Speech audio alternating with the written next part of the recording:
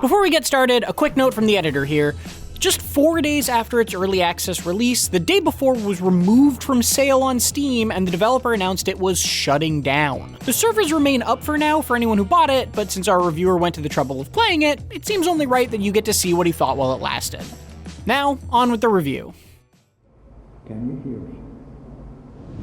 5 long years. That's how long the now defunct developer Fantastic supposedly spent assembling the day before. This wholly disappointing online zombie survival shooter contains essentially nothing of what was originally promised over the years leading up to its disastrous early access release. Not only is it not an MMO, but it hardly passes as a survival shooter at all. During the handful of hours I managed to spend with it before it went belly up, I ran into such severe performance issues on my GeForce RTX 4070 Ti and Ryzen 3900X equipped PC that it felt like it would have been a waste of time to continue anyway. That is, even if the running around the day before's questionably designed city collecting loot was any fun to begin with.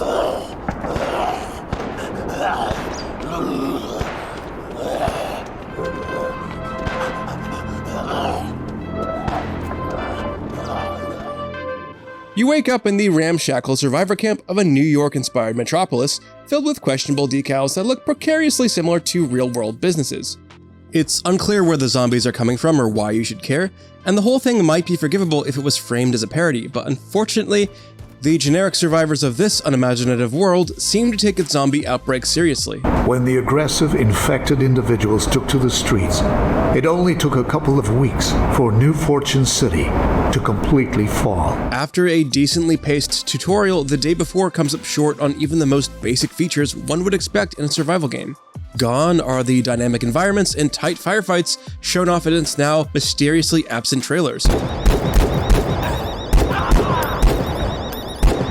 Instead, you'll mostly spend your time running around a static cityscape that looks pretty at first glance, but offers absolutely no depth. You might find a zombie or two while scavenging for loot, but they rarely pose any threat. What shocked me the most about the day before was the notable absence of almost any UI. Sure, there's a touchscreen display for your quests, but you can only track one at a time. There's also a clunky makeshift map, but you're a sitting duck while looking at it.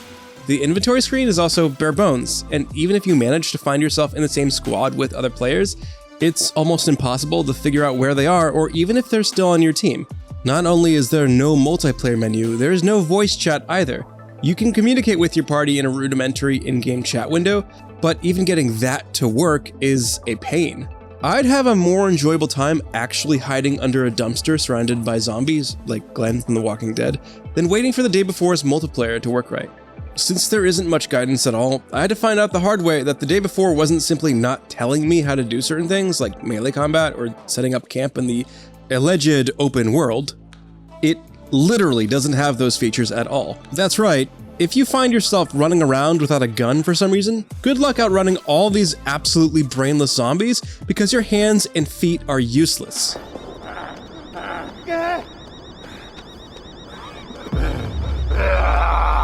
The day before is not an MMO or even an open world, despite claims from its developer that it would be both of those things. Instead, it's fundamentally an extraction shooter with only one goal: sluggishly run around the mostly empty city, grab some loot, and get to one of the extraction points before you die. The only things you carry over between runs are any gear you manage to take with you, as well as any currency you save up by selling the scraps of loot back to base. If you somehow die before making it home, which is the norm thanks to an unrestricted free-for-all PvP system, you lose everything you had on your body, meaning you'll often progress backward as your currency dwindles. That currency can be spent on new items at the main outpost, Woodbury, which serves as the headquarters for your daily operations. There are merchants, a few NPCs that spout bland, set-dressing dialogue, and a storage area for your loose gear and money. How are you doing? Put your things in here. It's cool that it's also populated by other players between loot runs, and it's great that you can team up with anyone while you're in this hub. It's significantly less cool, however, that the hub area's NPCs, the only NPCs in the day before, mind you, are so dryly written and unenthusiastically voice acted that they sound like they could be the poor result of a generative AI. For example, if you frequently carry a heavy backpack, over time you'll be able to carry even more items. It's difficult to forgive that on its own, but it's even harder still when you realize there's genuinely no story content after the first 30 or so minutes it takes to complete the tutorial. There's also no clear reason to do any of its procedurally generated quests, which have you looting random items for an NPC back at camp, other than to earn a meager amount of extra currency, which makes it suck even more that you can only take on one at a time. The day before takes place almost entirely outdoors during the day, and there are no unique weather effects to shake things up. The landscape of New Fortune City is a largely static zone with limited space, where the most exciting thing you'll find is an occasional container with 1 or 2 pieces of junk loot. Despite that, the frame rate still struggled to remain stable on my mid-end gaming PC, and the constant bugs and stuttering made it downright annoying to play it at all. There are essentially no unique zombie encounters or bosses either, and very little in the way of landmarks or special areas containing different types of loot. The few there are that seem like they should house unique gear aren't very good at it. Spots like a police station armory, for example, are generally empty, and usually only serve to make excellent traps for other more coordinated bands of players to gank you for all of your hard-earned scrap. Surviving all the way to extraction is frustratingly difficult on higher population servers, even with a squad by your side, thanks to a limited number of extraction points on the map, all of which are situated next to choke points constantly abused by more powerful groups of players.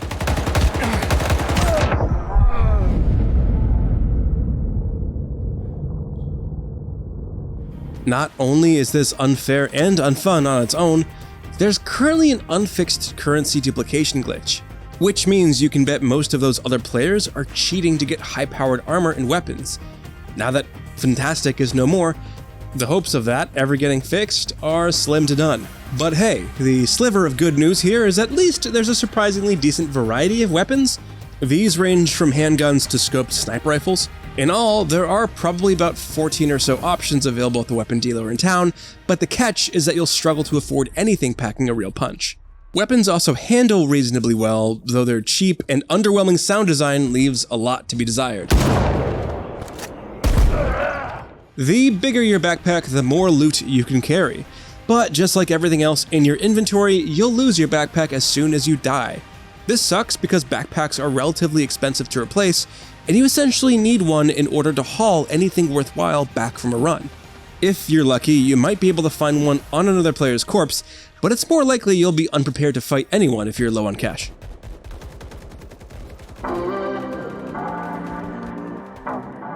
The Day Before is easily one of the worst games I have ever played, to the point where I'm afraid to continue running it on my PC. Sure, you could say there are the bones of something coherent here, but even those bones feel splintered and brittle. Its map is lifeless, its enemies are idiotic, its PvP is an exploitable mess, its story is pointless, and its progression is downright infuriating. While the now defunct developer Fantastic said it wasn't done, certain baseline standards have been established in the years since early access became a thing, and this game met none of them. The many mysterious questions around The Day Before's development will likely go unanswered now that the curtain has fallen, leaving the player base to fend for itself until the servers are inevitably shut down for good. And if you didn't manage to try it firsthand, you can count yourself as one of the lucky ones. No, the score graphic didn't get stuck. That's a 1 out of 10, folks. For more of 2023's worst games, check out our reviews of The Walking Dead Destinies or Flashback 2. And for everything else, stick with IGN. Keep your senses sharp, react swiftly, aim accurately, and you'll return here with a full backpack many times.